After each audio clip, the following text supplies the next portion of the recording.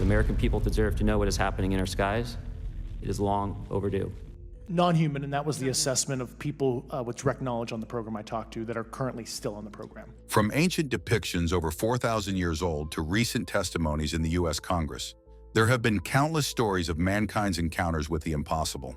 That's really shocking because nothing does that. That's an operating, powerful force field. Experts in recent years have tried to give natural explanations, but recent action in the U.S. Congress revealed hidden evidence of UFOs after decades of silence. It's so unearthly in there. What were the size of these seats? The size of a normal human seat. What was uncovered during that meeting, and how will it change our understanding of life beyond our planet? Stay till the end as we explore the viral congressional hearing and the unveiled accounts of human encounters with the unknown. I think it's going to be just fine to open it. Let me put it that way. I think it's fine. It's going to be time. It's a cleansing. It's really a cleansing. So I'm going to do it. I'm going to do it immediately, almost immediately upon entering office. The congressional hearing. While there are hundreds of ancient accounts and modern testimonies of unexplained sightings recorded over thousands of years, most of them have been dismissed as myths and misinterpretations until today. Not long ago, the world's attention was brought to these accounts by former U.S. Air Force officer and intelligence official David Grush, and the details he revealed under strict oath were remarkable. To put it simply, his first claim was that the United States government had recovered non-human biological samples from crashed objects that weren't disclosed to the public. He also asserted that it was part of a decades-long secret program aimed at collecting and rebuilding UAPs through classified operations. Even with the world watching, David Grush was confident about his claims because he had personally interviewed over 40 persons who had seen the unidentified crafts and were too afraid to speak out from prior threats. Of course, members of Congress found this hard to believe and asked him whether anyone had been harmed or terminated for speaking out about the things they saw, and the answers he gave blew people's minds. David Grush reportedly said that there were several cases of people losing everything when they spoke out about what they saw. These people allegedly died sudden natural deaths, but were deliberately put away by unnamed officials to avoid spilling classified information. Still have these things, supposedly, of any idea of where they got them or how they got them. As for the names of who these people were, he only agreed to provide details in a more secure time and place. He testified that even his decision alone to do this had cost him many professional opportunities. The former Air Force official described the personal attacks that came right before the hearing from anonymous leading authorities as very brutal and unfortunate, even though the U.S. government had allegedly been aware of extraterrestrial life since the early 30s. He spoke about a defense contractor who was involved in transferring crashed UFOs under the alibi of private firms working on those places that were allegedly involved in the study of non-human technology. According to him, some of these recovered crafts were as large as a football field.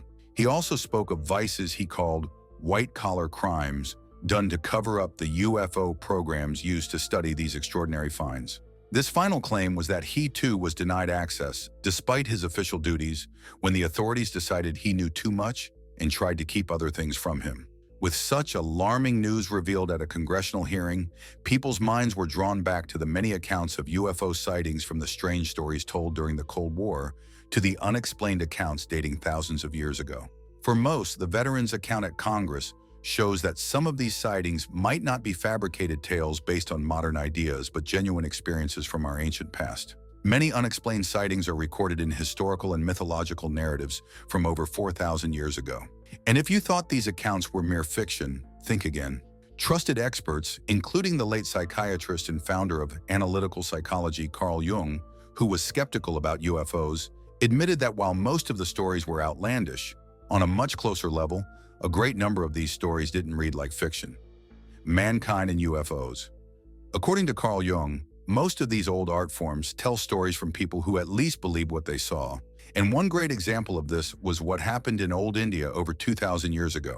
Many unexplained sightings from multiple witnesses led to the writing of sacred books called the Vedas. They tell about flying machines called vimanas, and according to these stories, the vimanas were able to fly above the ground and even go into the heavens. The descriptions of these machines were nothing like what the ancients would have expected a modern UFO to look like. These machines had metal parts that shot out fire for propulsion and made loud sounds as they moved through the air. Some writings talk about battles between some of these machines, shooting beams of light that sounded a lot like how modern laser weapons would sound when shooting powerful beams of energy.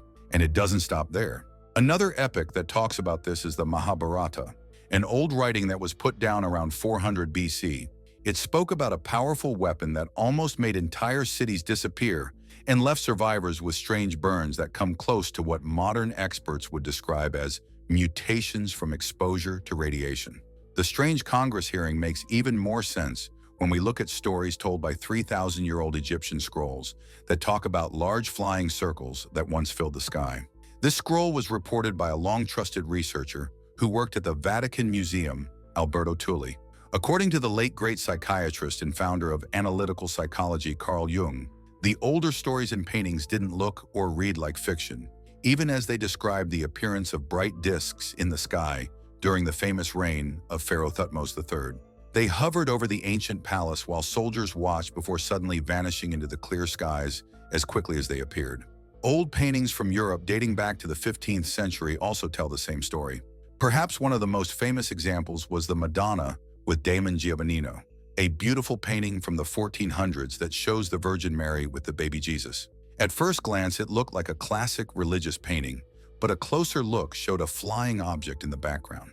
This object came very close to the recent descriptions of UFOs that were reportedly told during the hearing, looking like a disc with flashing lights and spikes around it.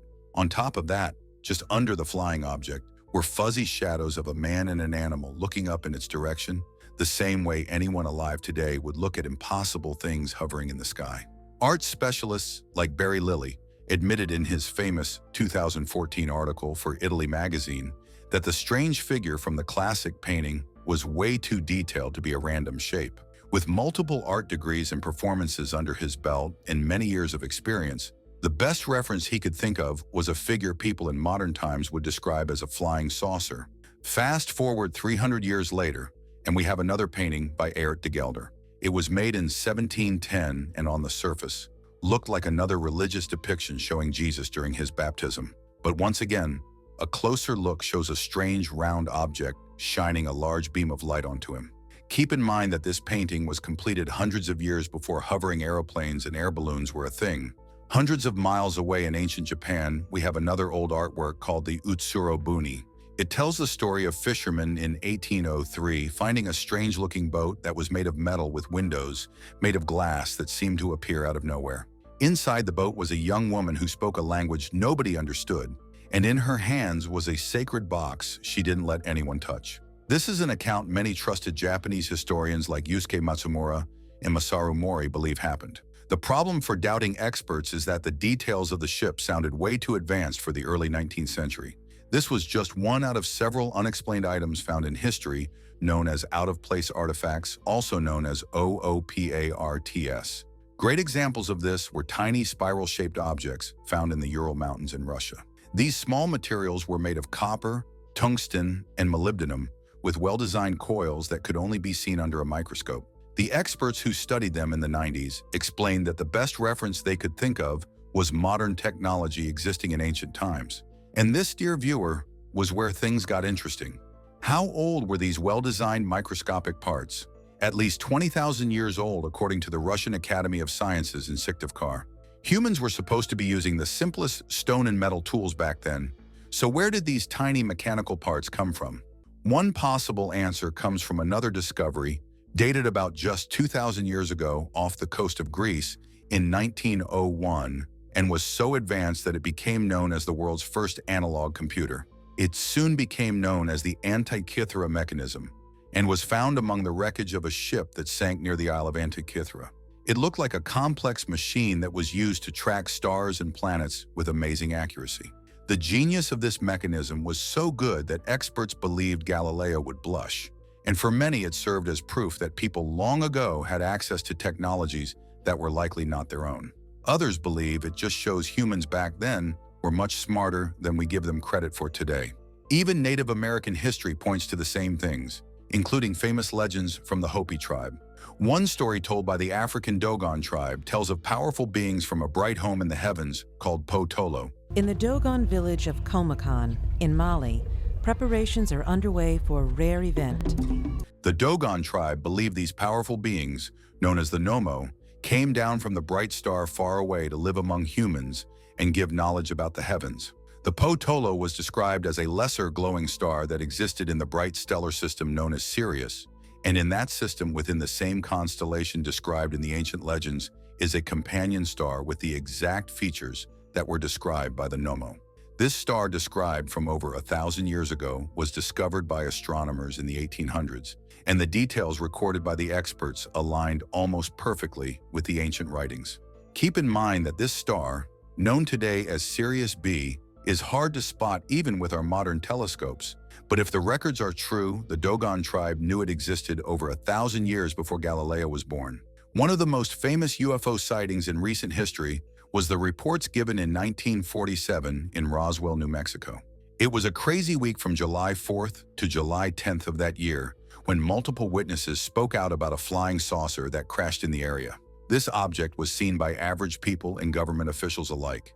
It was the talk of the nation for decades after it happened. But there was a major twist.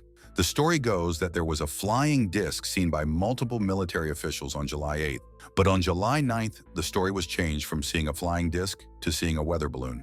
This, of course, made people very suspicious, and over the years, more people came forward claiming to have seen much stranger things in the sky when the crash happened that day.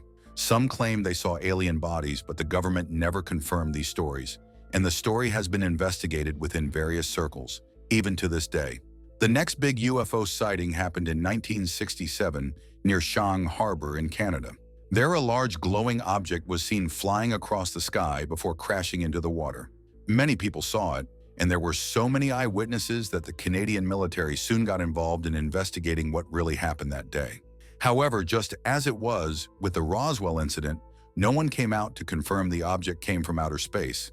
These events are so well known that they aren't news anymore to those outside the science community, and many experts and government officials from the time have long since debunked these claims with more naturalistic explanations of what truly happened. But it gets interesting when we factor in that almost 70% of Americans believe they have been lied to by the government about UFOs. But if that is the case, then one valid question comes to mind. Why aren't they taken seriously? The answer lies in how well the government kept these events secret. Recent years have shown a long history of how brilliantly the government kept these incidents hidden from the public. In some cases, the military was employed to make sure the stories never came out. And a great example of this happened with Project Blue Book, a study of over 10,000 UFO sightings that began in 1957, the late 50s, and lasted until the late 60s. During this time, the U.S. Air Force looked into UFO sightings and concluded that most of them could be explained by natural causes or man-made objects. As for the sightings that didn't fit these categories, the leading authorities gave no explanation, and for almost 10 years, the unexplained files remained classified. When they were finally revealed to the public, a huge chunk of them were either missing or censored so much that it became almost impossible to understand what really happened in most cases. There are also countless stories of pilots and military personnel who have seen UFOs but were told to keep quiet about what they saw. Some of these war veterans were allegedly threatened with losing their public reputation if they speak out. Though these threats were extreme, they were part of a larger effort to keep these events hidden from the public. But if there is definitive proof that we might not be alone in the universe, why go to such extreme lengths to hide it from the public? Many people believe that it is because the government didn't want to reveal information that could be weaponized by other countries or cause panic among citizens. We know this because of one incident that was recorded through a memo from the U.S. Air Force way back in 1950. It took the signing and enforcement of a new law to make this public, yet all it did was confirm what the public knew all along. According to the memo, the Air Force had always decided to withhold public information about UFO signings to avoid creating public hysteria. The memo even suggested that the best way to debunk UFO reports was to prove them wrong by finding alternative ways to explain these events like weather balloons or secret military tests. This memo was just one of many examples of how the government allegedly tried to control information given to the public. There have been even more claims of government agencies doing their best to discredit those who claim to have seen UFOs. Some of these people were accused of either making up stories or being mentally unstable from the stress of going through an illusion. By covering up these sightings as top secret, only those with special clearance and signatures on non-disclosure agreements are allowed to get more information. One time when government officials allegedly gave fake explanations for UFO sightings happened throughout the Cold War.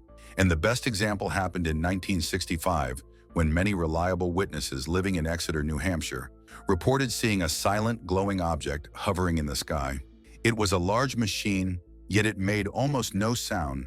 And even though there were multiple witnesses across various places in the region talking about it with little to no contradictions, the U.S. Air Force reportedly looked into the incidents and concluded that what almost 100 people saw that day were merely lights from stars aligned in a way that looked like an unexplained aircraft. When more people looked into what happened and called out the authorities for misinformation, the narrative changed almost immediately. Now the objects are described as secret aircraft and experimental planes that malfunction. But as strange as this event was, it was nowhere close to what you're about to see. The two witnesses. Speaking of flying objects, let's look at the testimony of Gordon Cooper, one of America's first astronauts. He was an engineer who flew into space during the Mercury and Gemini missions and was one of the most trusted and respected pilots in the country. Long before he became famous for going into space, he served for almost 15 years as a U.S. Air Force pilot, trained to observe and report difficult details even under immense pressure. Blessed with a photographic memory, authorities were confident he was up to any task that required close watch and careful analysis. But all that trust quickly faded away when Gordon Cooper stepped out with a bold declaration that UFOs were real. Perhaps the most important event that changed his mind from being a skeptic was what happened in 1951 when he was stationed at Edwards Air Force Base in California. Back then, he was looking after a group of men setting up cameras around the base to monitor high-speed aircraft that were still undergoing testing. While he was on duty, it was business as usual until the crew saw a strange flying object landing on a dry lake bed nearby.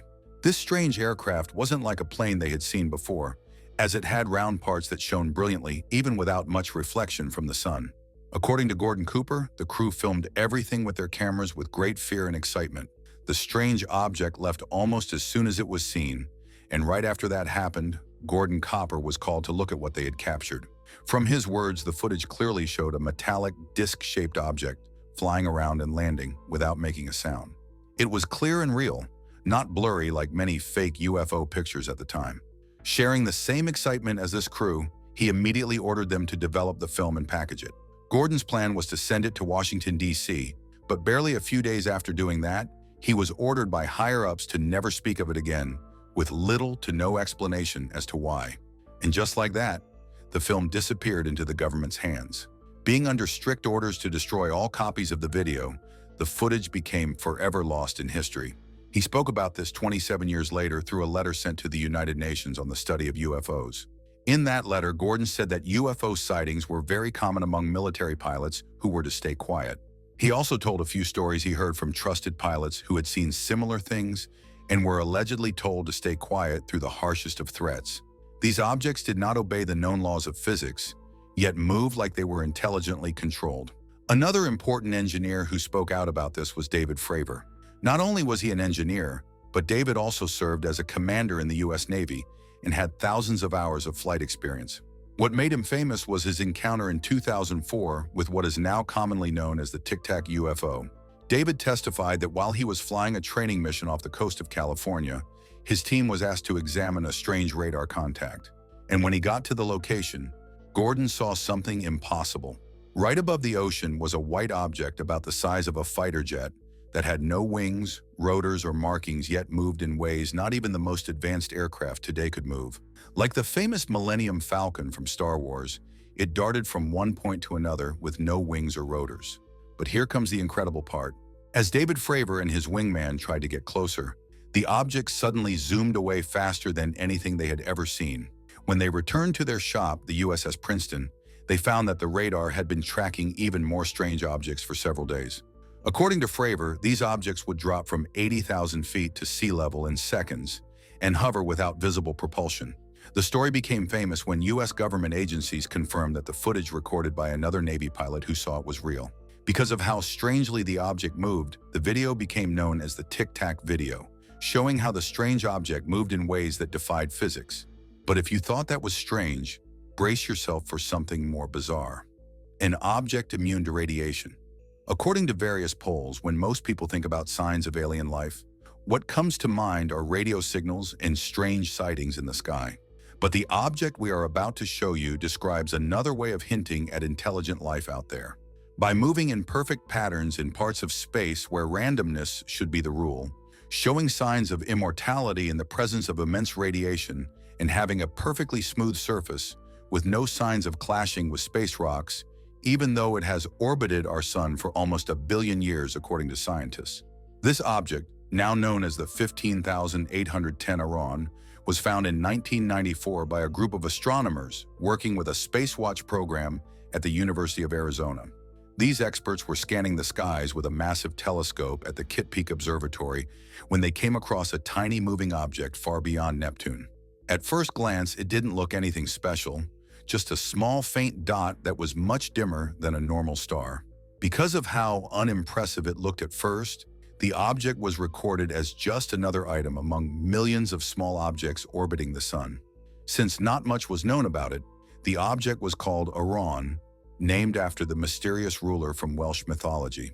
But over time, Arent proved to be much more interesting than it looked.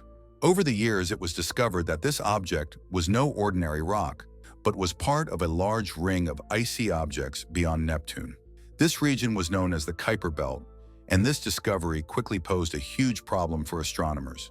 You see, Arent behaved much differently from the other objects found in the Kuiper Belt.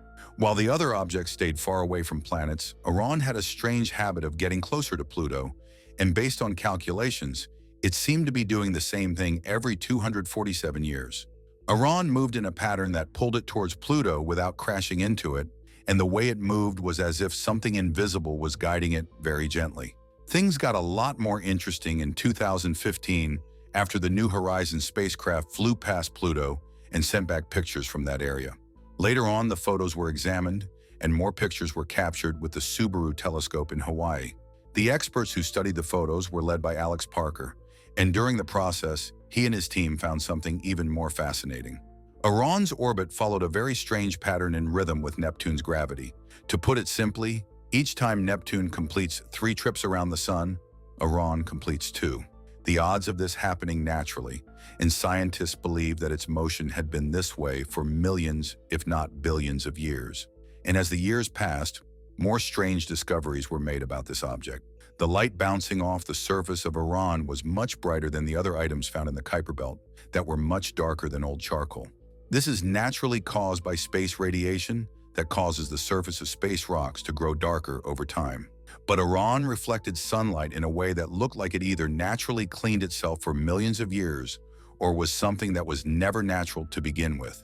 If it was natural, it meant the rock didn't age and wasn't subject to the second law of thermodynamics like almost all matter in the universe. The explanation scientists came up with for this object's immortality ranged from strange to absurd. But here comes the strangest thing about Arent.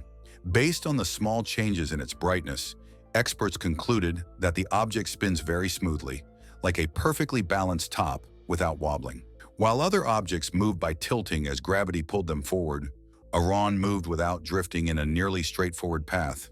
This was even more surprising because most small objects that have existed over millions of years have been battered by comets and asteroids and cannot move without wobbling due to how battered they've become. Yet Arent spins like it was never hit before, so much so that some scientists are open to the idea that the distant item might not be a rock, but a powerful spacecraft made by intelligent beings using resonance technologies to explore our solar system while using the orbit of Neptune as a reference.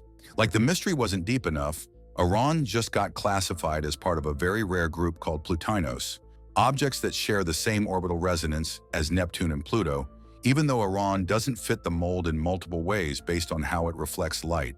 Given how it moves dangerously close to Pluto's path without crashing into it over millions of years, some researchers are curious if gravitational forces aren't enough to explain everything. But as it is with most unexplained mysteries, many details about Arent's discovery have raised a lot of questions.